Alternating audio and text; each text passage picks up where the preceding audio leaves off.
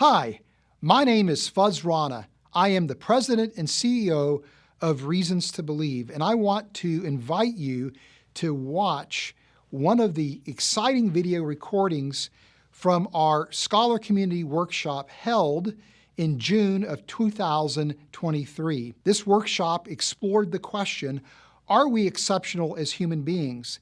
And as part of this workshop, we invited people who held a variety of different perspectives on the question of human exceptionalism to present papers and to engage in dialogue with the hope that this understanding that is generated will help us to produce a robust, biblically faithful, and scientifically credible model for human exceptionalism. I also want you to know that after you watch the video that you can check out some of the resources that we have listed in the description to help you better understand our perspective on human exceptionalism at Reasons to Believe.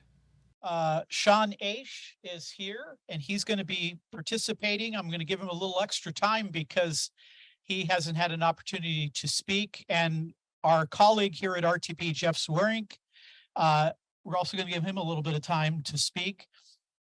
We're going to follow a similar format. We're going to allow 5 minutes for each of the panelists, and then we'll have some interaction. For the people who are asking questions, either those who are streaming or those who are here, if you want to ask a question, general question, I'm going to let you do it because I want you to get your questions in. If you have a question about AI and transhumanism, we'll put you right in the front of the line. But don't feel afraid to ask a question if it's broader. I know many of you have questions about the topics we've discussed before. Okay, what I'd like to do then is, here is our lineup. I'm going to have Sean Aish first, Jeff Swearink second, Nathan Lentz third, Maretu Gutta four, and then Rana will be our fifth participant. So Sean, talk to us a little bit. Yeah, so hey guys, my name is Sean Aish. I'm a researcher at Oak Ridge National Laboratory applying artificial intelligence to security, and not speaking on behalf of my organization here. These are my personal views, but what I would like to begin with is kind of a big question of when will we get artificial general intelligence? So most AI systems that you have today are very task specific. So can we tell the difference between the image of a cat and a dog, which might help us determine if Harry's dog or if Ken's dog, Harry, is actually a cat disguised as a dog or a real dog, right? But very task specific systems like self-driving car, image recognition, general artificial intelligence, according to Francois Chollet, is the capability to deal with an unknown set of unknowns across an unknown set of tasks. So basically, humans can cook food, then they can go speak with their wife or their family and have a meaningful conversation, and then they can go clean the dishes. There is no AI algorithm that can do all of those things, right? So the question is, when is that kind of AGI going to emerge? And the reality is that the AI systems we have today, even things as impressive as ChatGPT, are nowhere near AGI. So ChatGPT is something called a transformer. Its entire purpose in life is sequence-to-sequence prediction. Now, what that means, in really simple terms, is you give it a set of words, it predicts with some probability the next set of words. That's literally all that ChatGPT is doing. And there's an amazing TED Talk by Ye-Jin Choi. And what she says is you can't get to the moon by building a taller skyscraper. So there's no way that ChatGPT, which is literally a stochastic parrot, it's a probabilistic model to generate text. You cannot take a model like ChatGPT and get artificial general intelligence. It's simply not possible. That is agreed upon by everyone in the artificial intelligence community. But the first point that I want to make today is actually a theological point. So that's kind of a big picture AGI ChatGPT. But I think the question that we're trying to answer today is really about human uniqueness.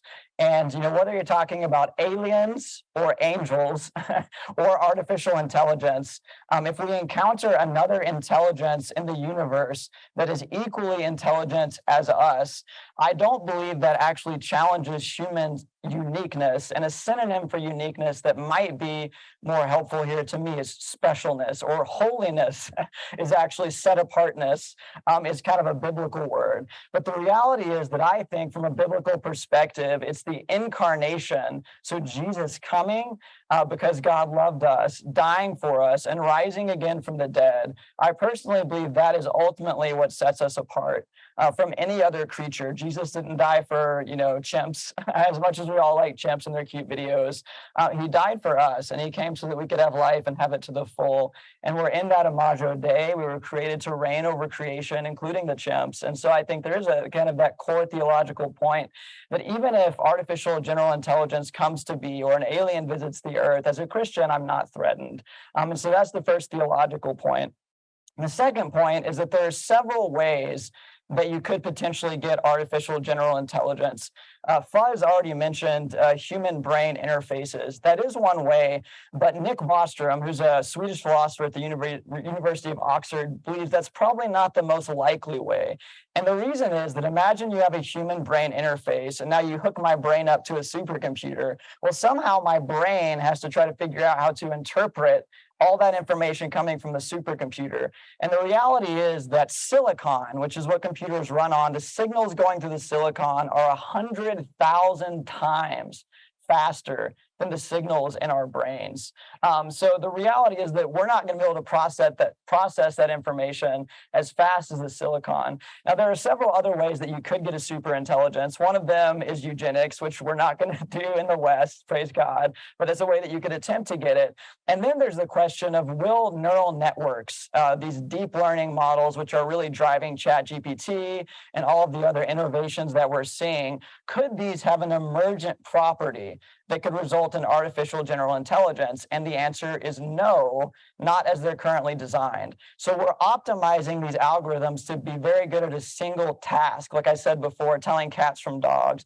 But to get artificial general intelligence, you have to optimize an algorithm to be good at lots of different things. And currently, there's really no way to do that without having a human in the loop. So everything's wrong. Now, but it is possible that we could learn to reverse engineer the brain. Now, we're a really, really long way out from that. So there's over 100 billion neurons in the brain, and there's over 1,000 types of neurons. But I'm not a neuroscientist, but from what I've read in preparation for this conference, we don't even know what those 1,000 types of neurons are. We can't even name them. So we have all of these, in addition to all of the connections in our brains, there's thousands of different types of neurons, and they all play a unique function. We don't even know how those work. So we're a long way from reverse engineering the brain.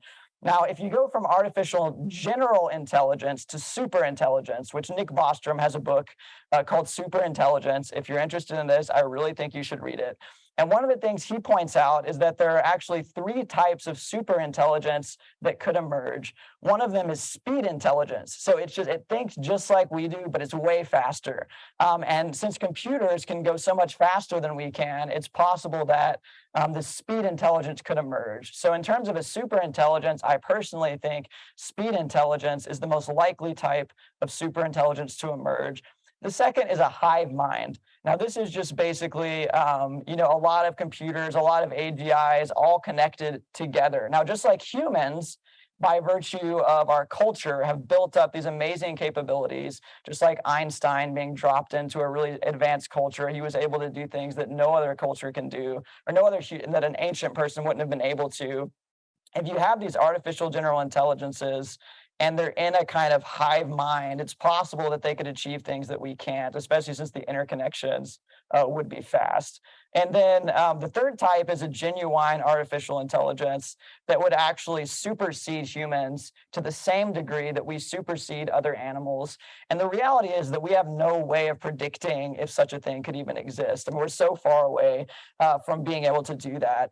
And there are 3 godfathers of AI, right? Yoshua Bengio, Jan LeCun, and then Geoffrey Hinton. So these guys all won the Turing Award, and they had to split $1 million, which I'm sure they were sad they had to split it. But they split $1 million in 2019, and then they're the godfathers of deep learning, which is in 2012 you had the big bang of artificial intelligence, which is where this image recognition technology really took off, and it's called the big bang of artificial intelligence because that's when the deep learning started. And deep learning, what's behind all of these big pushes in artificial intelligence. These guys have slightly different perspectives on how artificial intelligence is going to develop. So Jan LeCun is a complete skeptic that AGI is going to be here anywhere before the next 50 years. Geoffrey Hinton says it's all a smokescreen after 5 years. And then Yoshua Bengio is kind of in between, right? But none of them, so Yoshua Bengio has a quote, we all want to know if we're going to be destroyed by artificial intelligences. And he says there's a small likelihood of them annihilating humanity, close to zero, but not impossible. So all of these guys are very skeptical of the Terminator scenario, so we can all breathe a sigh of relief about that. But that brings me to my third point. So first point, it's the incarnation, not the intellect, that actually makes us special in the eyes of God. So we don't need to be threatened by any kind of intelligence, whether it's equivalent or beyond us. Second, we're nowhere near understanding or replicating the human brain and achieving artificial general intelligence. And the third point is Bill Gates wrote a blog, and he said that artificial intelligence could be used for great purposes to benefit humanity. However, it's unlikely that market forces will do that, because generally money makes people do things that are not beneficial to the poor and to the oppressed and to the marginalized. And so one of my passions in my field, and I think that we all need to be passionate about with artificial intelligence, is instead of being scared that it's going to take our jobs, because historically in any type of technological revolution, there are new jobs to replace the old jobs, right? So we don't need to be so afraid of that. What we need to do is we need to focus on how can we love the same way that Jesus loved the orphan and the outcast. How can we, as responsible citizens of our country, make sure that there are laws put in place that prevent companies from monopolizing artificial intelligence in a way that ends up abusing already vulnerable populations? And so those are kind of my big 3 points just out of the gates. Or it's the incarnation, not the intellect, that makes us special or unique. We can't replicate the human brain, and we're not near artificial general intelligence. And then the biggest threat we face from AI right now is that it will be used to hurt those who are already vulnerable. Thank you, Sean. Jeff Swearing. So my interest in artificial intelligence is that it's one of these big topics that relates to the question of who is humanity and what is our value. And I think one of the things that I just recognize is that there's less of an importance of, I love the way Sean said it, it's not uniqueness, it's specialness. And if uniqueness is why humans are valuable or exceptional, then that's a problem if something else comes along. And the way I would characterize it is, I had, my oldest son was born in 1996, and he was special, he was unique, but I had other kids, and having other kids didn't make him any less valuable or special. And so that's why I like that difference between special and unique. It's like there's a specialness about humanity that is not that we can do X, Y, or Z. It's that, ultimately, I think it traces back to we were created in God's image.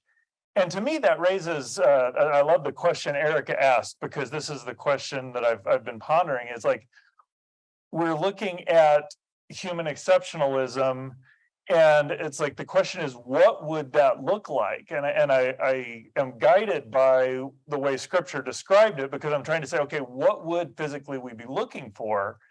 And one of the things that I think Hugh has contributed that is very valuable is recognizing that there are different things God created in Genesis. That God created the universe, but that's all the physical stuff, that's it. So anything beyond that is not new physical stuff, it's something else. And he created certain animals. And what I think is the creation there is that there's this socialness to animals. And I found that very interesting in light of our discussion today, because a lot of the stuff we're talking about, to me, falls into that socialness, if you will, that has a lot of explanatory power of all the stuff we're seeing. And in that sense, I wouldn't expect to see any difference. But now there's also the creation of humanity, that we're created in his image. And so what would be the signs of that? And I think we were kind of getting at that a little bit in the last discussion there. Of there's almost this aspect of humanity that is designed to worship, whether it's the seeking the ultimate or the different kind of language we're using for it. It's something almost unphysical, but yet it has physical manifestations. And so what would that look like? And I am aware enough to know that I don't think it's just a set of physical characteristics. And in my investigation of artificial intelligence, what I've recognized is that we build things to do a lot of the things that we say, oh, that's exceptional about humanity.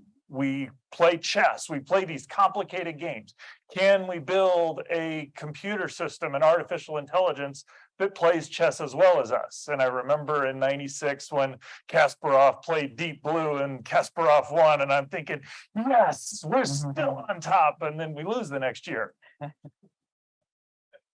And immediately we turn Deep Blue off because it's not, it's better than us, but it's not what we're looking for at the same time. And it seems the investigations into artificial intelligence thus far, independent of the super intelligences and the general intelligence, what is revealed is that we can mimic human behavior and still not get what it is to be human. And so that's why I think that's what's the challenge, or the interesting part of this whole conference is, what does that mean and how would it be tangibly measured? And one of the things that I will throw my hat into and say, okay, well, maybe here's something that makes us unique or exceptional, or at least contributes to that discussion, is that in all of the stuff we've talked about, tools that other animals build, or compassion or empathy or cognition or whatever, all of that stuff that we have discussed that we see in humanity and precursors other places, one thing that does seem to be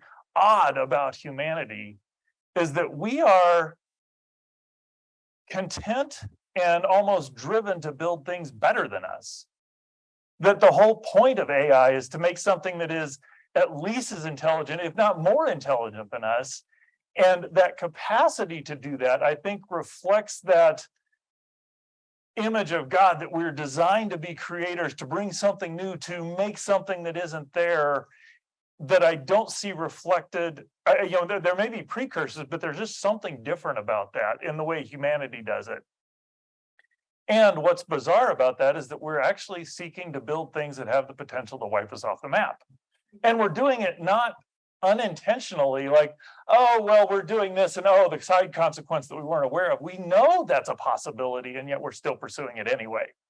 And I think that's just this idea that we can build things that we say, oh, when we do that, that'll be intelligent. That's part of these large language models, is can we build things that can converse, and they can converse and they can convince us that they may be intelligent, but they're really, as Sean said, just these sophisticated correspondence machines, if you will.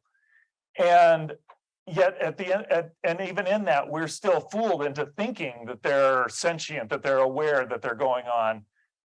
But we also, as people, as a person, we get confused. As a people, we know it's still not that's there, because if somebody turned all these off, we would recognize we lost some knowledge, but we didn't lose something fundamentally important in the way that a human life being gone, we've lost a consciousness there. So there's, it's like we see that intuitive nature, we intuitively get that it's different. And I think this investigation into artificial intelligence has given us extra tools to explore what does it mean to be exceptional. So I'm not going to throw my head in and say, okay, I think this is why we're exceptional, but I do think these are interesting things that have shown up as we've investigated artificial intelligence that do indicate there is something interesting, fascinating, to use Emily's word, about humanity that doesn't apply to the rest of the animal kingdom.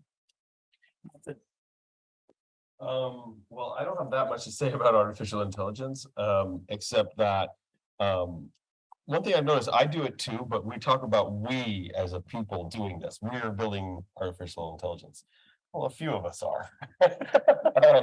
And so, and the ones who are sure that it's not going to destroy us. So it's not quite the contradiction, because people say we're the only species that does this, even though we know it's going to be bad for us. But the people who are doing it don't believe that and are utterly convinced, as we heard, that there is no real danger, at least anytime soon. So I don't think it's as short-sighted as it seems.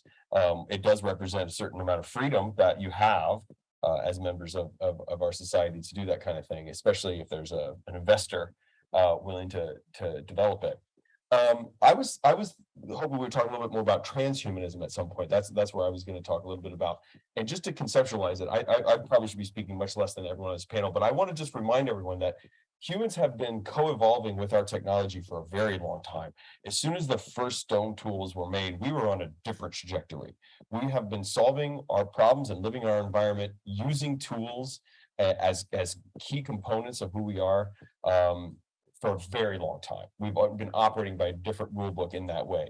That's what I mean. A regular animal enters a new environment and they have to wait for the mutations to provide adaptations to that environment. What do? We figure out what we have to build in order to live there.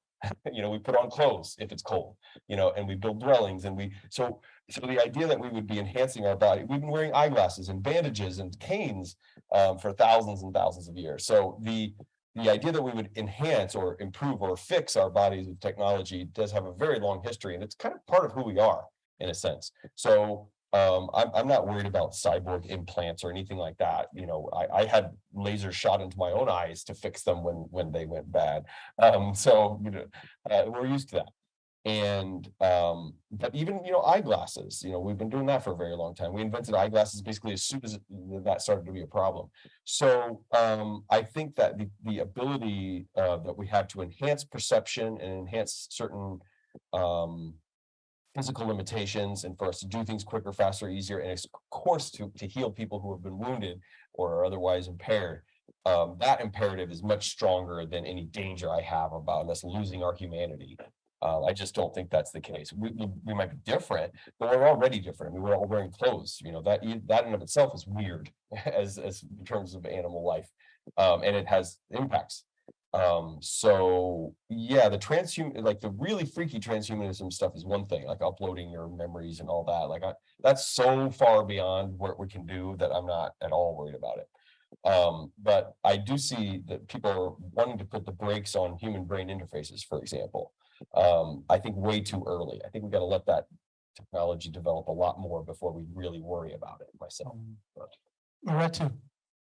Okay, I'll be approaching this issue from philosophy of mind perspective, but before I say something briefly, I just want to put the whole discussion that we've been having about kind and degree difference and so on. One thing that was, I think, probably not ignored, but we didn't really focus enough is the nature of the issue that we're dealing with. What are we actually asking when we say whether human beings are different in kind or in degree, in comparison to animals? I really do think that this is a metaphysical issue.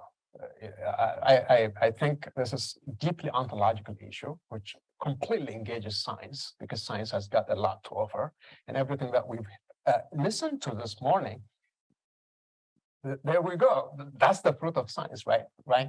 So, but then on the other hand, the mistake that we tend to make is ignore the metaphysical aspect as well. So when it comes to AI, there are two distinctions that we need to make. One is a weak AI, which is what we've heard from you. It's a tool, no matter how sophisticated it is meant to serve our goal and purpose and so on, in a good way, not in a bad way. But there is an aspect of AI that is metaphysically loaded, ontologically loaded. It has nothing to do with the tool making issue, but it's more about proving that AI is going to be superior to us in an ontological sense. And that is where the problem is when we debate about AI. And here is my doubt. It's kind of a couple of doubts that I have that a strong AI would never be realized. In your speech, you talked about how human beings are intelligent in modifying their situation spontaneously and so on. In philosophy of mind, we have a problem called framing problem. Framing problem is a problem. If anything happens at any given time, human beings have this incredible flexibility to deal with that circumstance at that time. You know, none of us left our house this morning thinking that, oh, I might be running into a car crash exactly at 10 a.m. If this happens, these are my solutions. That's not how we leave our house. We just leave our house, we run into problems or good or bad things, and we create the solution at the spot.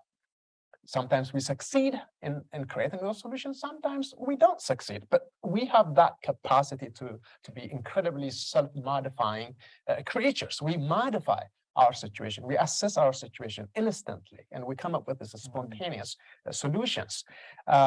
So here's why computers are not going to be able to do that. The reason is, what kind of algorithm, for example, experts can write ahead of time? Let's suppose what kind of situations I might be running into 10 years from now, where and how. How am I going to come up with solutions for those problems? You can't predict that. There's no algorithm that you can write. That's a practical problem, but here's a metaphysical problem. Consider, for example, human beings are able to create a very sophisticated machine that they are calling it to be superior to human beings. But then it took you to do that. Therefore, you are one step ahead. So I am having a very difficult time of seeing how that gap is going to be narrowed down. How can you make that bridge? It doesn't matter how sophisticated they are. It doesn't matter what their capability it turns out to be. It took me to do that. Therefore, I am necessarily ontologically one step ahead. So I call this in my own research N+1 model. So for any given progress human beings make in creating these machines, they are one step ahead. It's sort of like a Zeno's paradox, basically. So I really don't think ontologically we have any promising way to prove what strong AI defenders are saying, that computers would be ontologically superior to human beings. I don't think that's possible ontologically. Even practically, it's not promising, let alone ontologically. So for now, let me stop there. Yeah. Buzz. Yeah, well, like Nathan, my interest is in transhumanism more so than AI. But you know, again, going back to this idea of human exceptionalism, one of the points that I made in my talk that I would just reiterate here, and maybe this is something connecting to your point, Mihir, too, that is that as human beings, we seem to be the only creature that has been capable of developing the technology that we can then in turn on ourselves to modify our biological makeup, right? And so that, you know, you don't see, you know, Neanderthals engaged in trans Neanderthalism, right? You know, it's something that, you know, modern humans have that capability of doing. And I think it's, again, more than just simply population size and accumulated knowledge. There's something that we have that separates us. And I would still go back to symbolism and open-ended generative capacity as being, in essence, that quality that we have. But there's, you know, something else too about transhumanism that I think highlights something that's distinct about humans that you might call exceptional. And that is the motivation for transhumanism is ultimately the recognition that the world that we live in is not the way it's supposed to be, right? That there's something fundamentally wrong with the world that we're in, that there's something fundamentally wrong with human pain and suffering that we want to come in and correct in order to push us towards some type of utopian future. The more extreme versions of transhumanism really see this as a way to attain a practical immortality, that we could, you know, extend our life expectancy to such a degree that we, you know, live well beyond, you know, our natural biological limits. And part of that motivation seems to be that there's something, again, wrong with human beings dying as individuals, that there's something that's being lost that's deeply significant. or that if as a species we disappear, that somehow is a tragedy. It goes beyond just simply survival of the fittest. There's almost like an existential tragedy that we are experiencing. And so that to me also highlights something that's exceptional about us, that's different than us. And I appreciate the point that both Sean and Jeff are making, that really what makes us exceptional is the image of God, or that we are those creatures that uniquely, Jesus comes as the God man, to die on the cross, that we could be reconciled to God, that makes us special and distinct. But in the sense you're getting at, or this desire to worship, but in the sense you're getting at this idea of the relational idea of the image of God. I think that's what you're espousing, or something in that category. But that ultimately goes back to the fact that there has to be something about us that allows us to worship God, or allows us to have that relationship with God. And again, at least in terms of qualities that we would manifest, that has to be symbolism, and it has to be open in the generative capacity. So it seems like when you deal with exceptionalism, you keep coming back to those two qualities.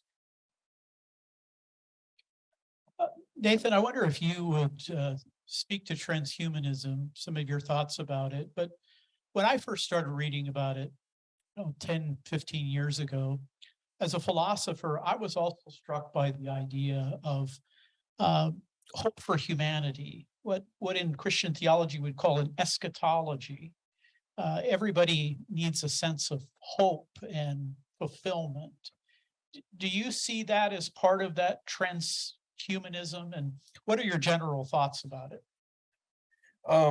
Yeah, I mean, I think it grows naturally out of our desire to break out of our limits and improve ourselves and each other, fix things that have gone wrong.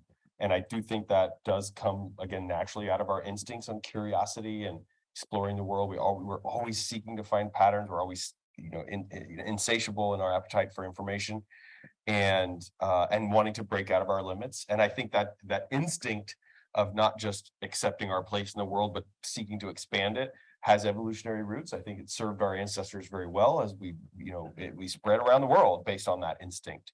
And so I think it's only natural that it then kind of spills over into technological realms.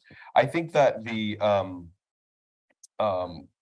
I think there's a variety of motivations that we have. Some of it is to heal the sick. We've always had that desire to care for one another, and if someone's suffering, to ease their suffering. And there's always a desire to expand our own capabilities. I would, if I could take a pill and get 10% smarter, who wouldn't take that pill? We all want to do that. We have a natural desire to do that. I also think there's a fear of death and a desire for immortality. That's a play big time too. Wanting to know some kind of immortality, and we have a fear of death that has served us very well in promoting survivability.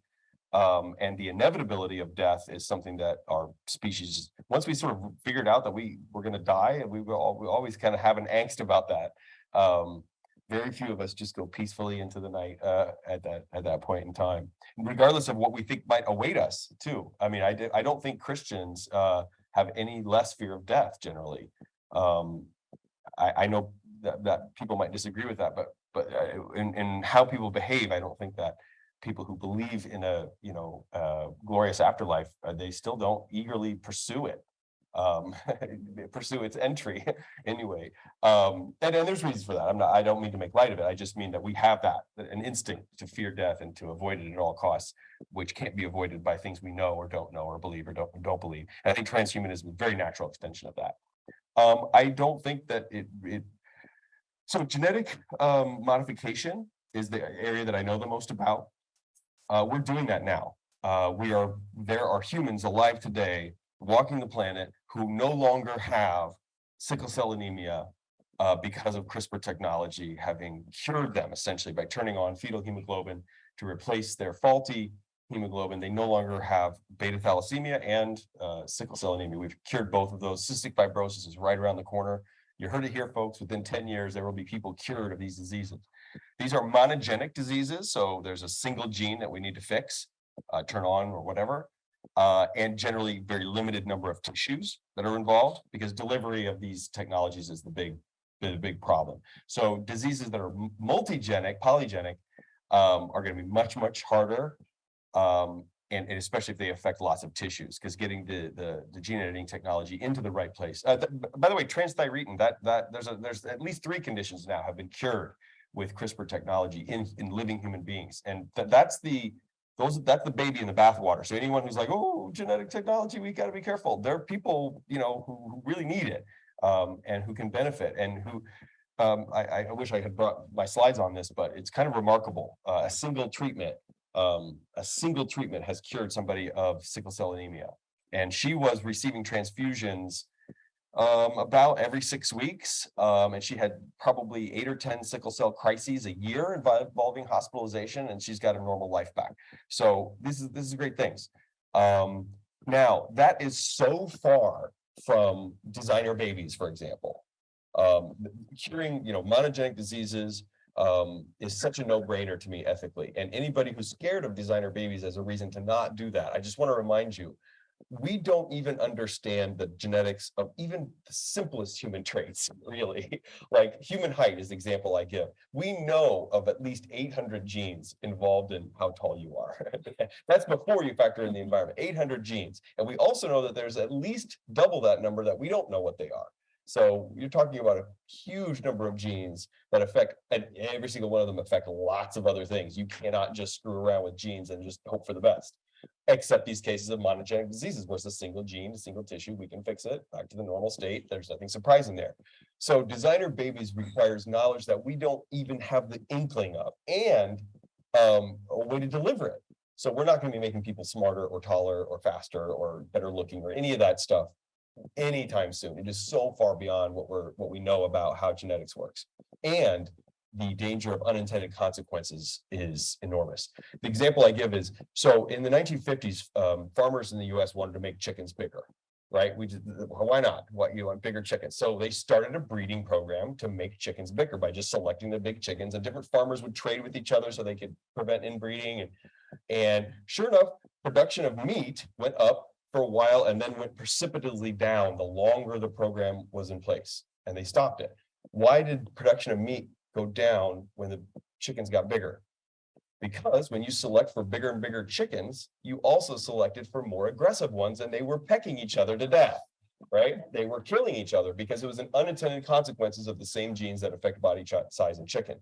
Of course, we've solved that problem now by putting them in cages that are just big enough for their own bodies, right? So we've solved that problem. We now have huge chickens with huge breasts that are so large they can't even stand up, and we put them in little cages so they don't kill each other.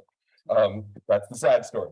But the point is that that's an example of when we tried to just breed a trait that we wanted and horrible consequences happen. So I'm not that worried about designer babies. We don't know what we need to do it anyway. There's going to be unintended consequences. But I hope that the fear of it doesn't stop us from curing genetic diseases. That's where I think we should progress fast. Sean, question technology in general.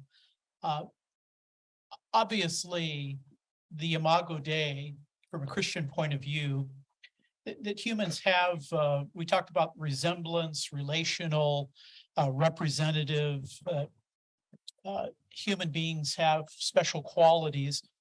I have a question, though, about technology. I'm a little leery of it at times. I don't touch a smartphone 300 times a day. Even when I write my books, I like to write them a little bit on yellow pad.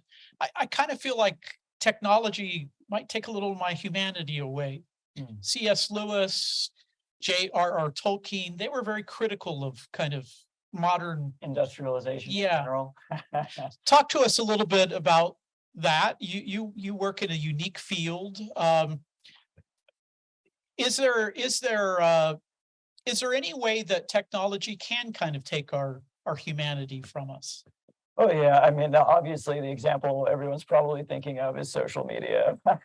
I mean, certainly technology has the capability to isolate and to cause you to live in maybe a non-existent world. So when you create technology that has the capacity to give you altered states of mind or to, you know, to change the way you interact with other humans. I mean, we're social creatures. So we need to be in relationships. That can be very destructive in that sense. However, I'm generally a technology optimist in the sense that I have my phone, but it doesn't control me. I control it. You know, I'm the master in that relationship. So I think that if we, as you know, one of the fruits of the spirit is self-control. And so I think, you know, we all need to know our own weaknesses, whether we're Christian or not. I mean, I saw a TED Talk by a computer scientist who refuses to use any social media, and he doesn't have a smartphone because he said in his life, that allowed him to connect with his family better. For me, I see no barrier. I can control it. It's not a drug. If I want to throw it away, I do. Like, I don't need 100 likes. I don't need any likes except for my wife, right? Like, I don't need, I'm good. You know, I'm happy.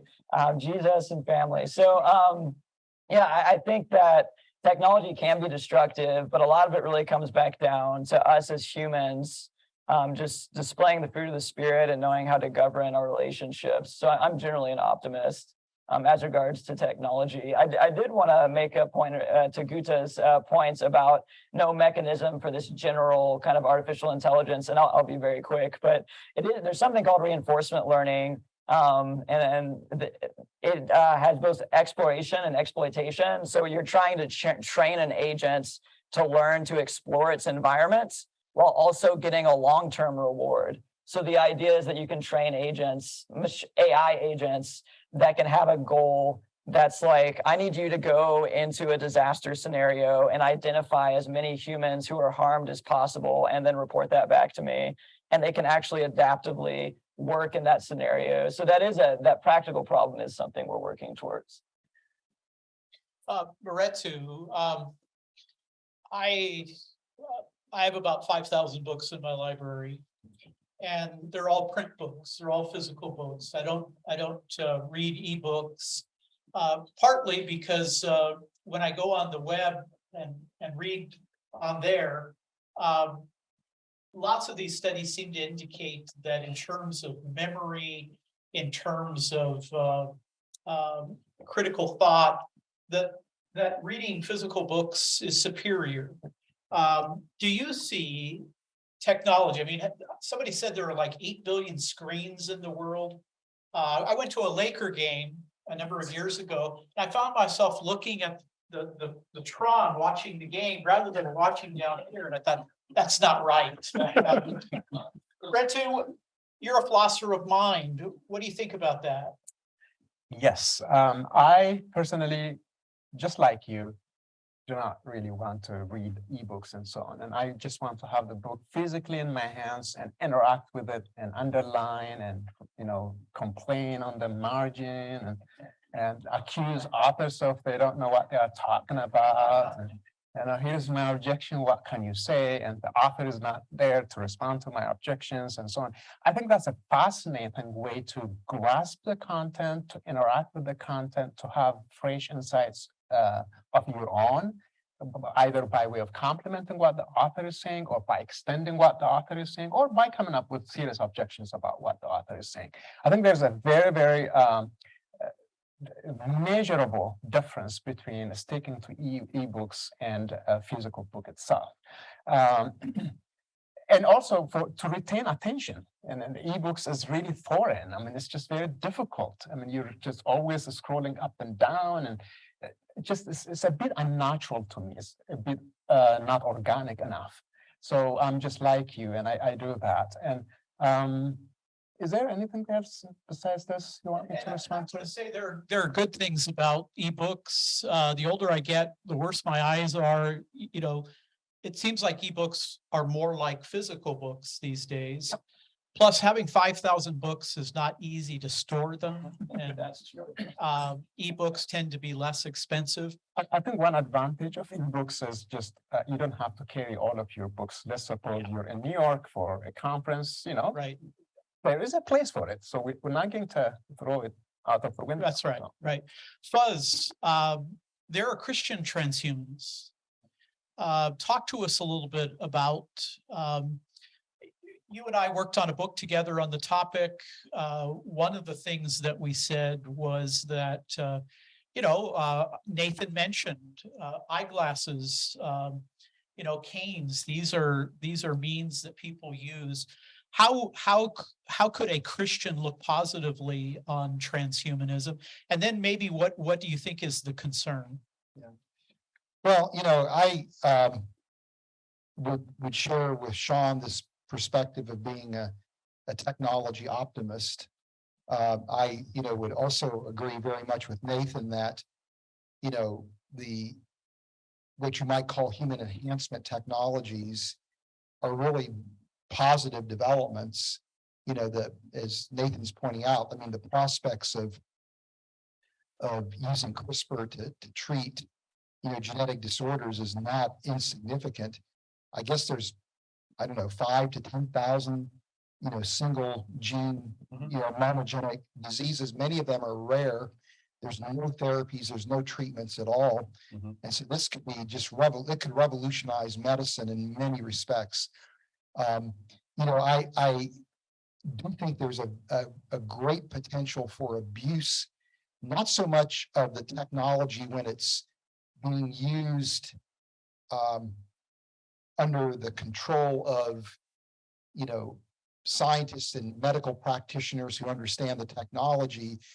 The concern I would have with CRISPR gene editing is that it's so powerful to use, it's so inexpensive, and it's so easy to get a hold of that you could have essentially people utilizing it kind of in a rogue manner to do things that could be very harmful to people. Right. And so, you can easily see, certain countries in the world that would deliberately allow for kind of an unregulated CRISPR gene editing as a way to create a type of genetic tourism and things like that. So I can see some potential abuse, of the technology. There's this biology DIY movement. Josiah Zellner was one of the major figures. I'm not sure if you're familiar with him. Biochemist, and used to work in NASA, so not a slouch by any means, but he's of the opinion that this technology is so revolutionary it should be democratized. And he actually injected himself with a gene editing package that would disable the myostatin gene. And the idea is that so even though, growth and development is, as you're pointing out, a very complex process, you could still target a single gene and create an effect. And so like the scientists in China, have demonstrated that you could disable the myostatin gene and you wind up with these dogs that are just grotesque in terms of their musculature, and people are looking at using this to develop the next generation of racehorses. So the idea here is that this might even be a treatment for people with a muscle wasting disease, but at the same time, a normal person could use it and maybe enhance their physical strength. So as a publicity stunt, he CRISPR'd himself, right? At a technology conference. That's the concern that I have. It's not, the quote unquote medical elites and scientific elites that are using it. It's actually when it becomes democratized, and people without the technical training to know how to use it properly just go off and start using it, and I think to potentially catastrophic ends. But I'm not, the brain-computer interface advancements are incredible, right? They're not without complications, but I think that could again revolutionize medicine. So, I'm very excited about that. To me, though, the concern is not so much, again, utilizing it in a controlled, deliberate fashion. It's when that technology is being used in an unregulated manner by people that really don't know what they're doing, or are looking to exploit it. Jeff, one of my favorite Christian thinkers is Blaise Pascal, physicist, mathematician, developed probability theory. In his Pensées, French for thoughts or reflections, he describes human beings as kind of an enigma, that they're both great and wretched. Of course, this, I think, reflects his Catholic Christianity, that human beings are made in the image of God, so you should see extraordinary things, but they're also fallen. And he talks a lot about that, I wonder if that idea doesn't relate to what we've been talking about this weekend, in the sense that Pascal thought the Christian worldview had explanatory power. It explained why human beings are so capable, and yet they're also capable of Auschwitz. Thoughts on that? Well, that plays into a lot of my thoughts on artificial intelligence. Is I've come to a position. It's like there's the general intelligence. That's a different class of that's sentience. What's going on there? But most of the stuff we're just talking about, it's just the technology. And in that sense, I don't really have any. To ask the question, is technology good or bad? I'll chafe a little bit at the idea of a technology optimist, because I think all of these technologies have great potential for good. I'm not really that concerned about the technology as I am concerned about the people who are going to use it. Because for every technology that has this great potential, what you're saying is this is a very powerful technology. The more powerful the technology, you can use it to do great good or great evil.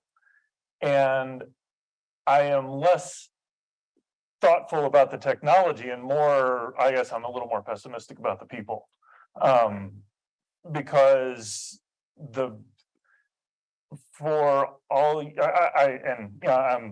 I appreciate Nathan's comments about the things that we can do to provide benefit to people, but I'm also keenly aware that those could be.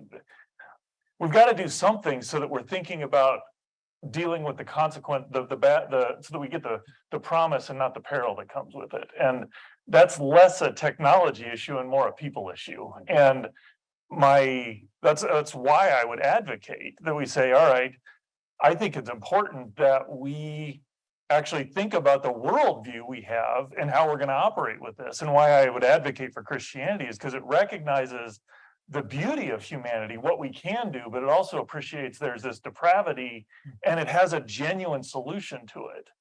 And so maybe naturalism has that, maybe Buddhism has that, maybe these other, but we're not, that discussion isn't happening as robustly, specifically as it applies to some of these new technologies. And who are we developing as people so that the person who has an addictive problem cannot be on the phone but still participate in society, or that doesn't have this capacity. I'm thinking about that in terms of the VR technology that's coming out. There's at least at this point, it seems like there's a fairly large fraction of people who are just going to get headaches and nauseated by using it.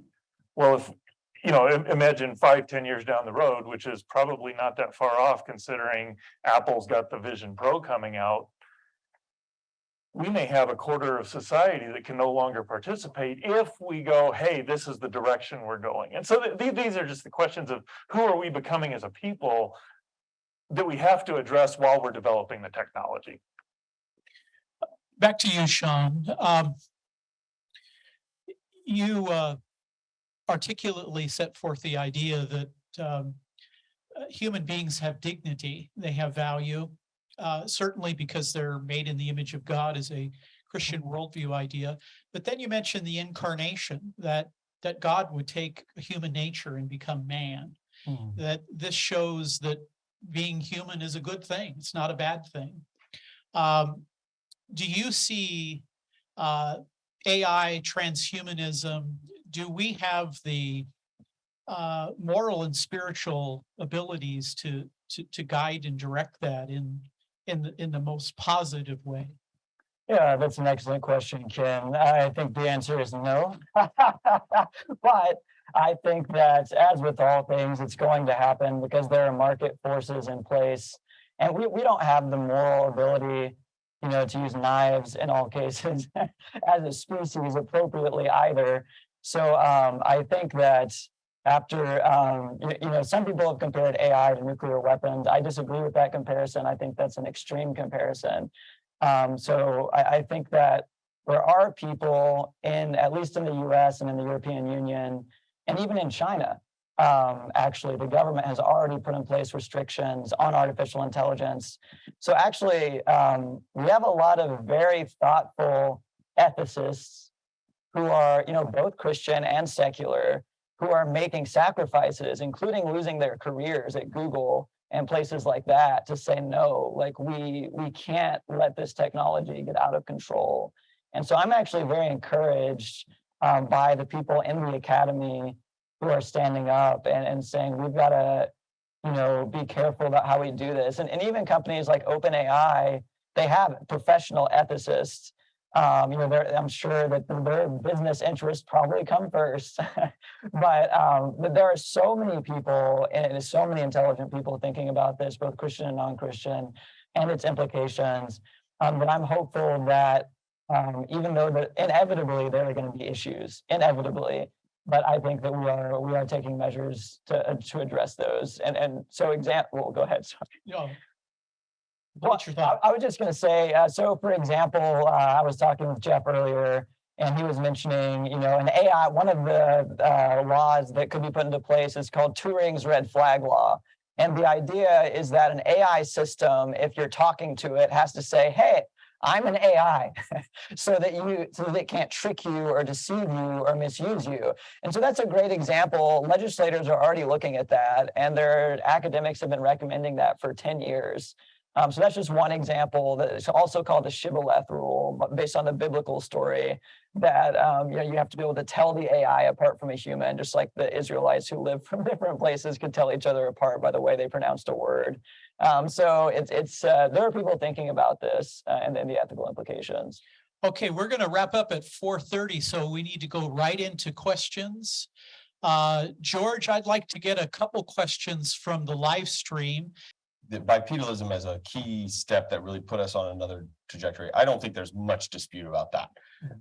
Now, how that came about and the timing, especially with the climate change that was going on in Africa at the time, people were going to debate some of those details. I think that it was sudden. We went from the trees to the ground. I mean, we don't have that simple of a view of it. We know that there was a transition to sort of living at the border of the forest versus the grasslands, and so the earliest bipedal hominins also had a lot of features for the arboreal lifestyle as well. So they were sort of hybrids. They lived in the trees and on the ground, and they could do both. And that was good, except that when you're pulling on both ends of the rope, it's hard to make progress. So that's why we seem to sort of leave the trees behind eventually. And so that did put us on a new trajectory. But it's interesting is there are other bipedal creatures out there, even other bipedal mammals, but certainly birds are bipedal. There's a lot of bipedalism out there that didn't lead to everything we have. So I think that was probably necessary in our lineage because it freed up our hands and lots of other things. But the increase in the brain size came much, much later than the upright walking. So that was first. And it set up a couple of anatomical constraints that would plague us much, much later. That's why evolution doesn't think ahead.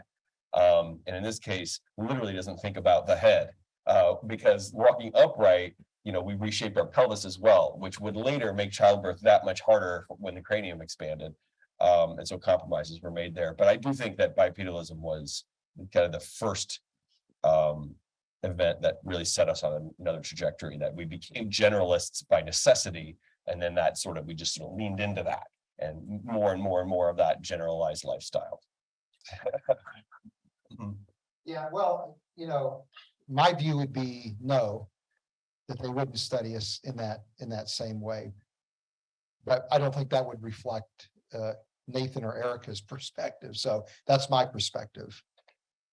I mean, I not like we do. I don't, as much as I think I see a vaulted position for Neanderthals, they're not like us in that way. They are very adapted to their climate and adapted to their lifestyle rather than whereas we, react to it and change it, our environment, rather than waiting for biological adaptation. I do think that you cannot just substitute a Neanderthal into human society and they would operate just, I think they have probably more advanced cognition in some ways, in reading the environment and certainly in physical abilities, but the kind of cognition that we have, it seems unlikely that they would have that as well.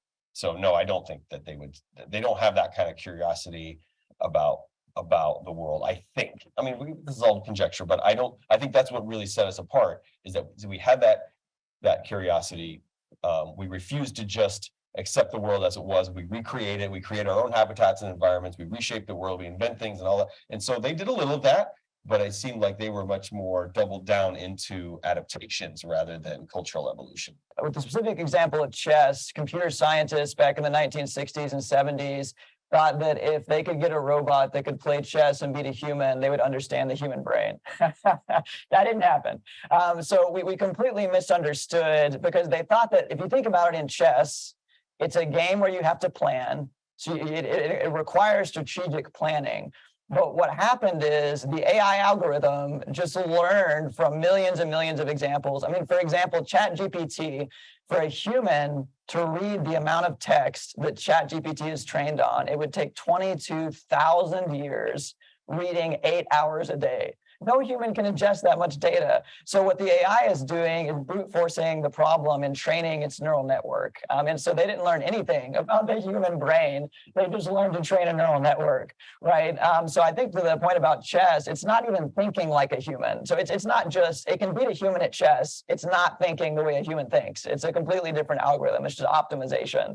Really, AI was born out of and part of it was born out of the field of optimization problems and control theory. But I think to the point about feeling, maybe Dr. Rudze, you could say more about that. I would like to say there is no real genuine competition in the first place. You cannot enter into genuine competition with just playing computer, because as you pointed out, you've mapped it out, you strategized it, you've written the algorithm and so on. This is what I call reflexive game playing with yourself. So human beings have self-concept. I think about myself. It's another way of doing that. Here's an American philosopher by the name Daniel Dennett, and he has a theory that he calls intentional systems theory. Intentional systems theory is a theory according to which you take an intentional stance with respect to a certain object, treating that object with human attributes. For example, if my computer malfunctions, I really get angry at my computer. That is ridiculous. Who am I getting angry at? Like, what is happening? It drives me crazy. If you think about it, it doesn't really make sense. But I'm treating my computer as if my computer is intentionally refusing what's supposed to do. So Daniel Dennett says that we can't take this intentional stance with respect to different kinds of objects. And he talks about physical stance and design stance, and this is the third version that I'm talking about. So metaphysically speaking, a computer is not an agent. You cannot locate agency in any part of the computer, and the computer is functioning based on the algorithms that the engineers have written, and patterns fed into it and so on, and the training and so forth. But it's impossible to answer metaphysical questions with respect to the computer. In our case, we don't have the slightest clue what consciousness is, what its origin is, how it's connected to the brain activity that we call neuronal firing and so on. And if we haven't made progress in our own case, it's a bit laughable to me to have such a confidence when it comes to the gadget that we're going to answer metaphysical questions. I think there's a deeply serious difference between us and computer. So that really is kind of boosts our our assumption when it comes to human exception. Yeah, and I would say jumping right off that, I mean, if you think of Commander Data in Star Trek, right? I mean, the issue, can you take an extra emotion circuit and just stick it in the robot's brain and then suddenly it feels emotions and maybe it wants the circuit back out, right? Not worth it. But I think that, yeah, that question of how do you get emotions into the robots? I mean, I don't know. Like, you either have to give it hormones or some kind of stimulus, like it's biological, or you have to program it. And then you get into the question that's really at the heart of this uniqueness debate that I don't know the answer to. It's why we're all here. Is at what point are you guilty of reductionism? Because if you say that our emotion, the human emotions, are purely a physical reaction to a stimulus, and then you create a robot that has a similar physical reaction to a stimulus, have you now done the same thing, or is this philosophical question? And I mean, I personally believe that we do have an immaterial part of us. It's a soul or a spirit. It's not a, I believe that based on the words of Christ and what's in scripture. But yeah, I think that's where you ultimately end up going. And I don't know the answer to that, but it's a great question. I'm and this may or may not be addressing the question, but I'm becoming increasingly intrigued with this idea of process structuralism, that it's not ultimately chance or a historical contingency or happenstance that's guiding the evolutionary process. It's not even natural selection, but rather evolutionary outcomes are, in a sense, pre-sculpted by the laws of nature. It's the laws of nature that are determining evolutionary outcomes. And there's a number of reasons why people who hold that position, are taking that view. But the bottom line is that it's a deeply teleological view to the evolutionary process. And so in that sense, it really is a version of intelligent design. So to me, I'm increasingly of the opinion that whether you hold to a view that somehow God is directly intervening or that there's creation happening through evolution, that it's, again, if it's teleological, you're now really debating about the mode of divine action as opposed to, is a creator even involved, right? And so, for example, I wrote a blog article a couple months ago now about the work on Neanderthalizing human brain organoids to try to understand the effects of different genes that are different in the human and Neanderthal genome. And there's maybe eight or nine now that have been studied. And all of them, when you look at the effects of Neanderthalizing, the brain organoids with Neanderthal versions of these genes that are playing a role in cognitive development, a demonstrable role in cognitive development, it's interesting that you get this confluence of these highly, unusual mutations that seem to be human specific, but presumably are occurring, all at once.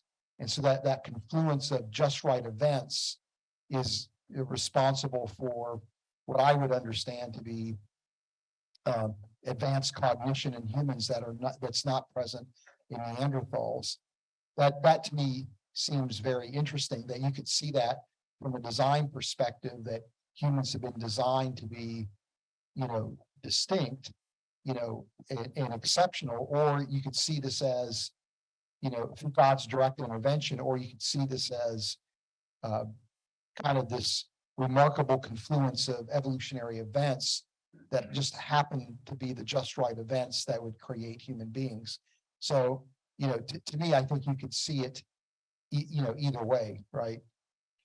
Nathan, I'm curious. I don't know if you identify as an atheist, but what do you think about this idea of God-guided evolution? How does that strike you? Well, it strikes me as fairly unscientific in the sense that that would be impossible to, prove or disprove. And also, it doesn't appear consistent. So the unguided versus guided conversation is one that I tangentially been involved in, it just doesn't look guided. That's all I can say. I'm not going to say, I'm not going to come down strong on that. I'm not a theologian, and I want to stay in my lane here and what I was asked to speak on. And I just say that as someone who studies the human genome and the Neanderthal genome very carefully, it doesn't bear the marks of intelligent design. It bears the marks of a lot of historical contingency, a lot of sloppiness, a lot of unguided processes that some were successful and others were not. The evolutionary tinkering that we discuss in the molecular biology, there's signs of it all throughout the genome. And even when we talk about like hotspots of evolutionary tinkering, it doesn't appear directly tied to function. What does appear tied to function is that which persists. So you have to remember about the mutations that happen versus mutations that persist, because mutations that are detrimental or neutral are just kind of out there being thrown around like popcorn, right? But then all of a sudden, the rare mutations that are going to lead to some kind of innovation or improvement stick, in a sense, because they give that advantage, and then competitors start to recede from the population, and the descendants of the advantaged individuals start to overtake, and then another round of tinkering pursues. This just is all happening at the same time. And that is a scientific hypothesis because it can be tested. You can look for the signs of that tinkering, and that's, of course, exactly what we find. And interestingly,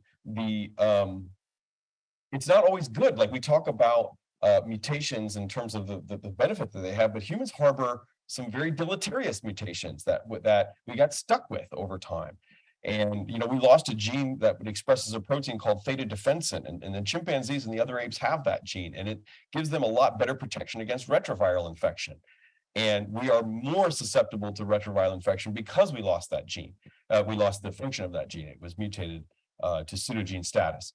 It's quite possible that the HIV epidemic would not have happened, or at least not to the same degree, if we had theta defensin like the other apes have. That's just one example. I have more examples in my book, which is available at fine stores near you.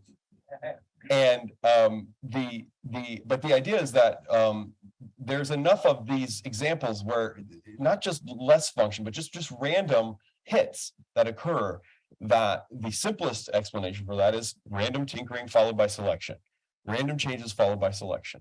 And historical contingency constrains what can emerge in the first place, and then selection determines what persists. That's what we see. Now, what can we test in the laboratory? Well, we've also been able to set up conditions where we allow microbes to evolve in various ways, put them under different selective conditions without modifying them. We do modify the environment, but that's life. We can't control the environment. But we set up experiments and we watch how they evolve, and we see when you rewind the tape and play it again, it plays out differently. And there are multiple paths involving different kinds of genes and different kinds of alleles to get you to the same path, which shows a certain amount of randomness in the system. And we use microbes because animals' generation time is too long. We can't do evolutionary experiments with animals, but we can with microbes. And the important thing is that what we've seen with how they evolve matches our expectations. So that's how science works. You make a prediction. Is mutation random and tinkering followed by selection? If so, this is what it would look like in microbes. And that's what we see, is the experiments support that. Now, is there any way to know in historical time that there wasn't a force in there that actually made that mutation happen when it did? There's no way to know that. So I am perfectly fine to leave that to providence.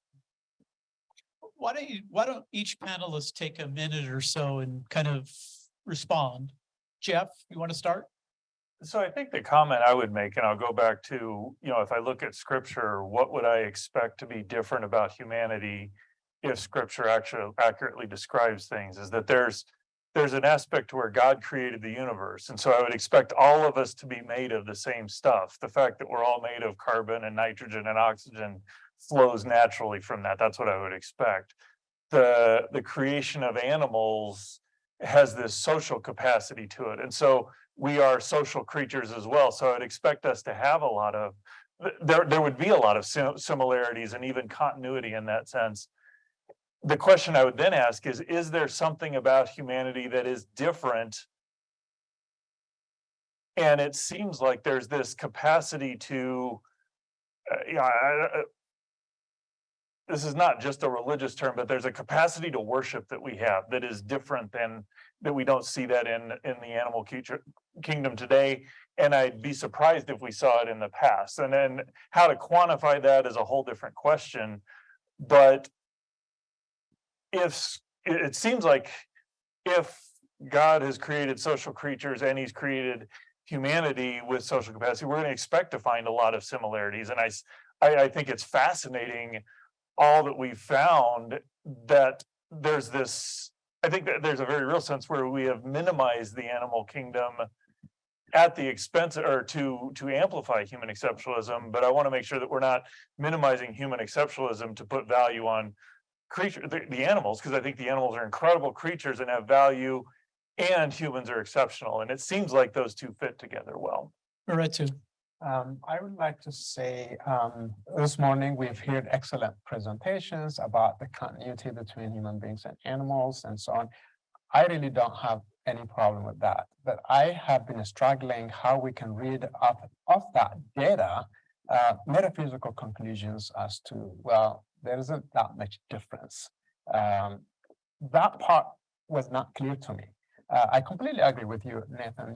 You've talked about it very accurately about even random mutations and so on and so forth. And you modestly put, maybe something might have done something, maybe something is controlling. We don't know. I think that kind of modest approach is very rare in scientific community. And I think we have to admit that the universe is very complicated and life is very complicated. And the source of consciousness that each one of us has is a tremendously amazing phenomenon. So we are studying, we are talking like this, we are writing books, we are doing all of that. We can shrink it down to one simple statement: consciousness. What exactly is it? And in animal kingdom, we just have lived enough.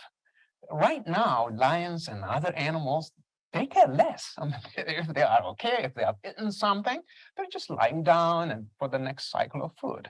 And it just, there's something weird about human beings, and enough has been said, and I don't want to add to that. I think for me, it's metaphysically different. That's my position. Ontologically different about us, something about us. And that something, I think, really puts us in a position to say that we are different in kind. That doesn't mean at all to deny the continuity between us and animals. It doesn't mean that in any sense to undermine sophisticated skills that animals do have. Some of those skills we don't have. So there's a sense in which they are superior to us in that sense. So I have no problem, but I'm just struggling how we can narrow this ontological metaphysical gap between us and animals. Fuzz. Yeah, maybe to build off the point that Jeff was making, when you look at the Genesis 2 creation account, you see Adam being made from the dust of the earth, and then God breathing the breath of life into him. And so I think Jeff's point is really good that, look, we're made out of the stuff of the universe, right? We're made out of the stuff of the earth. That's part of our makeup as human beings. But we also receive something that is distinct, in that we receive the breath of life. Well, Genesis 2:19 tells us that the animals too are made out of the stuff of the earth. And so in light of that, we would expect continuity, right? We would expect continuity, but we would also expect discontinuity. And I'm highly sympathetic to the point that I heard Mihirtu make, I heard Ken Keithley make. I think Jeff and Sean are making that same point, that there's something about us that's immaterial, that is really that in theological terms, we're made in God's image, that there's something again distinct about us that in many respects is not really accessible to science, right? That it really is not a scientific question, it's a theological and a philosophical question. But yet at the same time, there's got to be qualities that we possess that arise out of this. I think you were talking about particulars last night, right? So even though we're ontologically distinct, there are these particulars that we have that should distinguish us from other creatures, including creatures like Neanderthals. And So what is that? What are those distinctives? And so, I've made an attempt to try to identify what I think to be qualities that some scientists have said separate us or make us distinct from other creatures, other animals. And, there are going to be the expectation that there'll be brain structures that are supporting those qualities. And so, for me, I think, as I mentioned earlier, there's a surprising amount of agreement, I think, among, Erica and Nathan and I. And then there's also a surprising points of disagreement as well, which I think just reflects just the complexity of the problem. Nathan. So I think the way I ended one of my slides, I said the only thing left is everything. What I mean by that is I don't think that humans have cognitive modules that are unique to them. I don't think we've evolved any cognitive abilities or cognitive functions that are unique to us. However, I do think that, and we have some, we are missing some. There are some forms of cognition that we are completely absent, that are absent from us.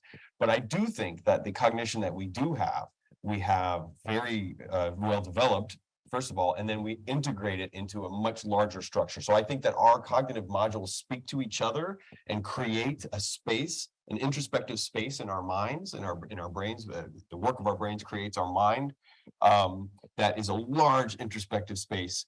That is, and I don't just mean it's twice as big or 10. I think it's orders of magnitude larger than what's come before us. Going back, but it was incremental, and all the evidence that we have shows that it was incremental. So I do think we're exceptional, but I don't think that exceptionality just came about. I think it gradually emerged, and I also think that the human experience that we have, and the high level human experience that we have, is an emergent property of that modularity, of those cognitive abilities all being integrated in a coherent way. And we know from the people who have brain damage or who are born with other problems in their brain, we know that their vision is fine, but they don't see right. You know what I mean? Like their eyes are fine and their occipital lobe is fine, but they can't make sense of what they see, right? And there's certain injuries that people had or other conditions where words don't make sense, but their hearing's fine, you know what I mean? So there's like that modularity that's bigger than just the firing of neurons that gives that introspective quality of the human experience. And I do think it is unique. I do think that we exceed any other of the living animals anyway, in terms of our ability to create that introspective space in our brains. We can live in our thoughts and our brains. We can close our eyes and imagine worlds that we've been to and ones that we haven't. I do think that comes from the modularity of the human cognitive functions. I don't think any of the modules are unique. But also I want to, maybe, can I ask you a question to close it out? But I'll let him finish. Sean. Oh, yeah. So I think I am a computer scientist, but in order to answer this question, I feel the need to share some of my amateur biology from my reading. So I love Reasons to Believe. And the reason I love it is because, everyone here is so humble and you can be honest. And the honest truth is I'm still trying to figure the biology out because I didn't study it in college. And about 8 months ago, I started really reading, and it is complicated. So I've been reading a book by Neil Shubin. And back in the 60s and 70s, I'm forgetting the name now, but in evolution, the idea that if you replayed the tape of evolution, you would always get a different result. So it's like random. Actually, that's being challenged in the secular academy, to just in general in the academy. So it's possible that evolution has a consistent goal in the same environment, that it will always result in the same thing. So like, an eel has a flat shape so that it can swim a certain way, and you get that same shape in the same environments. So I'm just thinking, like, even if God set the whole process going, I mean, if it has a directed end goal, he could still be in control. And that gets to so I'm in process. And then that gets to my second point, which You're describing process structuralism. N.T. writes, well, thank you, Fuzz. Yeah, you can talk to me more later and help me understand. But the N.T. Wright talks about how we're meant to be physical creatures. And so for me, the idea that we're a physical creature and that physicality and our soul somehow interact, and that's important, that doesn't really bother me. Like, I don't understand what the soul is. I believe we have one. I believe God is spirits. But I'm not threatened by my lack of understanding. Like I don't understand that, and that's where I'm at. But I think that what makes us unique, whether it's like Nathan said, is these modular interconnections. That doesn't bother me. I mean, we are unique in that we seek God, and that God loves us, and that we can display the Imago Dei. So I think it is really, like I said, it's the incarnation, not the intellect. It's that relationship with God that makes us unique, and the fact that his Holy Spirit can dwell in us. And actually, and I'll end with this, I think that we are on a trajectory in Christ to become partakers of the divine nature. That's what the Apostle Peter said. We're going to become partakers of the divine nature. And Paul said, what we will be has not yet been seen. So I think that in a sense, in Christ, we become a new creation. And we actually, so we are less than the angels. We're lower than the angels is what the Bible says.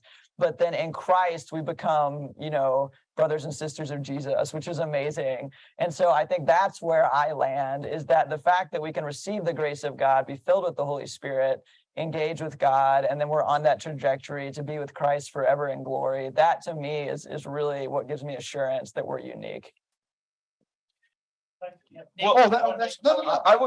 like to follow that by saying, so as from the Christian worldview, why do you need anything more than that? Why do we have to talk about science and what animals can do and brain and all this when you have all the answers you need regarding human exceptionalism?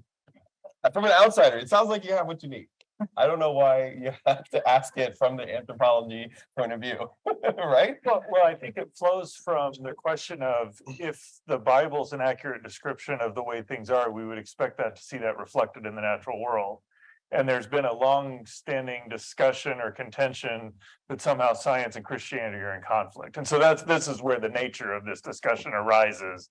But fundamentally, you're right. It doesn't matter. The Bible doesn't mention brain areas. It doesn't mention hominins. It doesn't mention, theory of mind. It doesn't mention any of this stuff. So it just seems to me that the struggle is unnecessary. Thanks.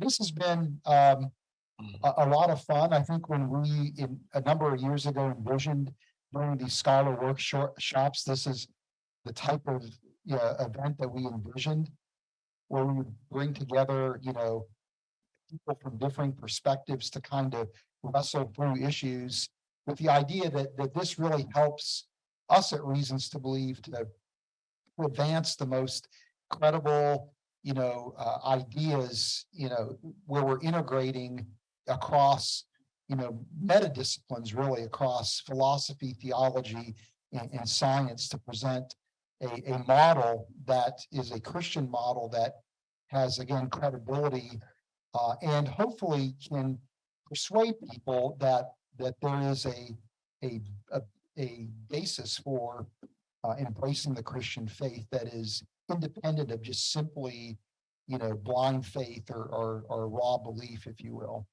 And so, our purpose is to open people to the gospel by revealing God and science, and so this is, part of that process. And I again want to just say how much we appreciate everybody that is, part of what we do at Reasons to Believe. I'm looking out, here in the room, and there's just a lot of old friends, a few new friends, but we're just so grateful that you're interested in what we do at Reasons to Believe, that you're willing to invest in what we do with your time and efforts. There's a number of people that have joined the workshop remotely through the live stream, and again, we're just deeply grateful for your interest in what we do. There's going to be conversations that will go on for months and months and months as a result of this workshop, which is going to be really good, really healthy. Very much appreciate the panelists and the speakers that were here. Some of the speakers and the panelists are part of the RTB community, but especially grateful that for Nathan Lentz and for Erica for coming here, and again, investing your time and your effort in participating in the conference. And we're just grateful for that, just so grateful for that. And I'll just close by with the tagline that we use when we end our Star Cells and God podcast, that the more that we discover about science, the more that we have reasons to believe. So anyway, thank you.